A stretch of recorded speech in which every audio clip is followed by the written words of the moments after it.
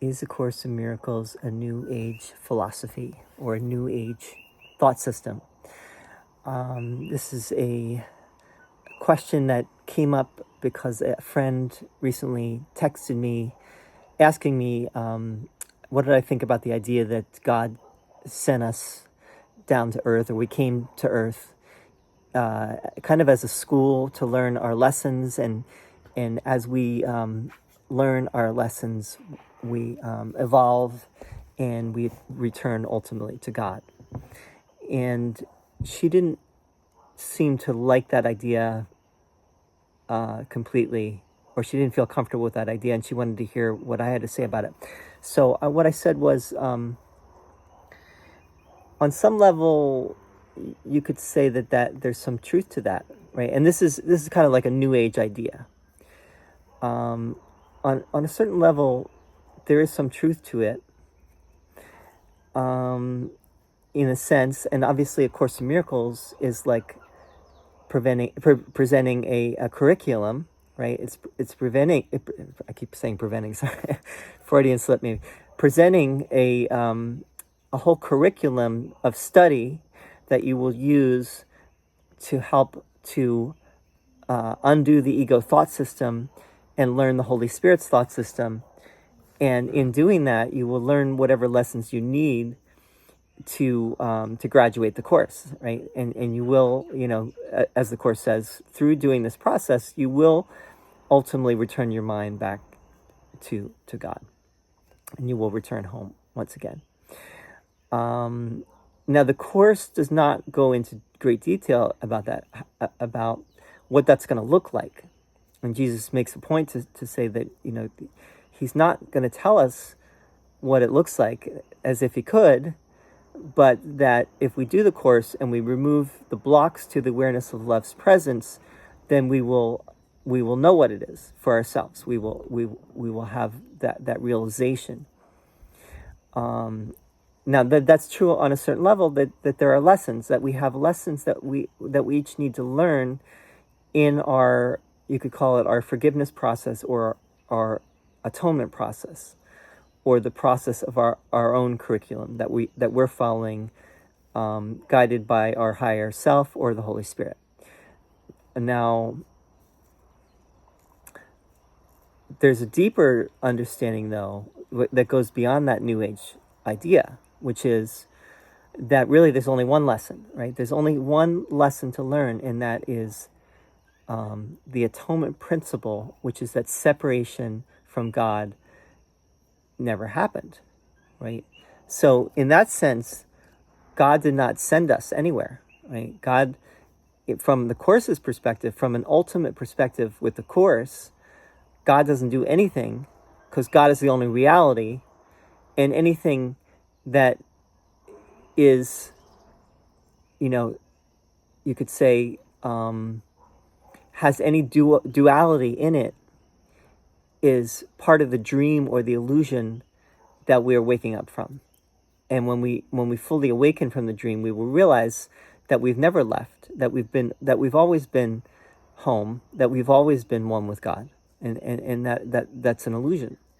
So to speak as if God sent us here, and that the world, the earth, is real, and that we really have lessons that we're learning and so on, is not the highest understanding.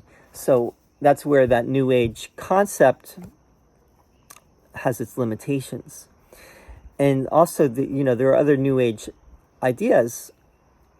A lot of New Age ideas really are old ideas, but they're just maybe not, they don't go all the way, right? They're good enough as far as they go, but they don't go all the way.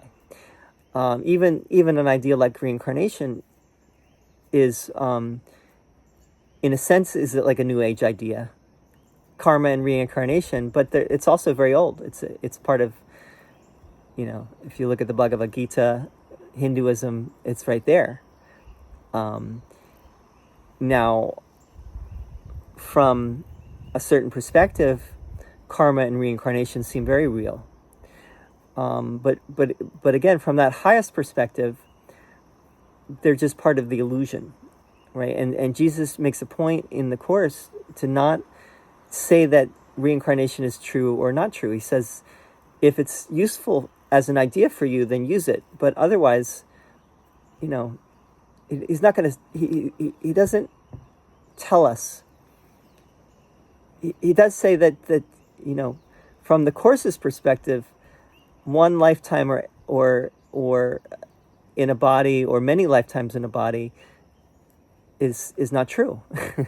it's an illusion, right? So to say that reincarnation is true is it's only true maybe from a certain perspective, which would be from within the illusion. Then it is true. It does seem to be true.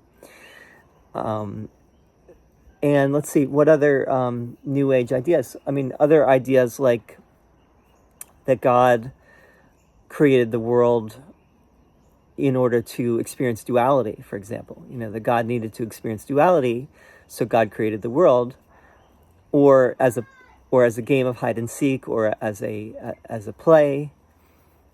I think the idea of the play maybe gets closest to it, but all of these ideas ultimately are also limited, and they're all somewhat New Age ideas as well, but they all fall short of what the Course is really getting at, which is that we're not separate from God even now, and that to make these ideas into something that we rigidly believe in is missing the deeper truth, right? Ken Wapnick made a point to say that the atonement for the Course, the word atonement, does not mean at-one-ment. Although that's a cute play on words, right? Atonement, at-one-ment.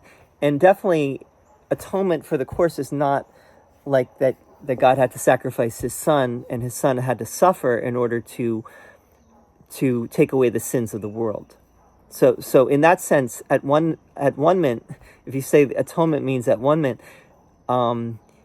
it's an improvement for sure, right? But it's still missing. It's kind of like a new agey kind of take on things. Whereas I think Ken Wapnick's point is that the atonement principle is not at-one-ment. The atonement principle is that we've never been separate from God. We are still totally one with God. In that sense, at-one-ment is not completely wrong either, but the atonement principle is, for the Course, seems to be pointing at something even beyond that, right? I hope this has been helpful. I think the problem is with making God into a person, or making God into a being that does things. Whereas I think the Course is getting at more the idea of God as the ground of being, right? The only being. There's the beingness, right, of God, which is everything, which encompasses everything, but not specific things, right? It includes everything, but not the world as we know it. It completely transcends the world as we know it. It transcends duality and separation. So in that regard, I'll come up in a second, bud. All right, give me 1 second, bud. So yeah, maybe we'll end with that. And I was just gonna say, I like to think of God. Some people use it as an acronym, generator, organizer, destroyer. But I like to use GOB instead of GOD, meaning the ground of being. The God is the ground of being. Anyway, that's it for now. Thank you.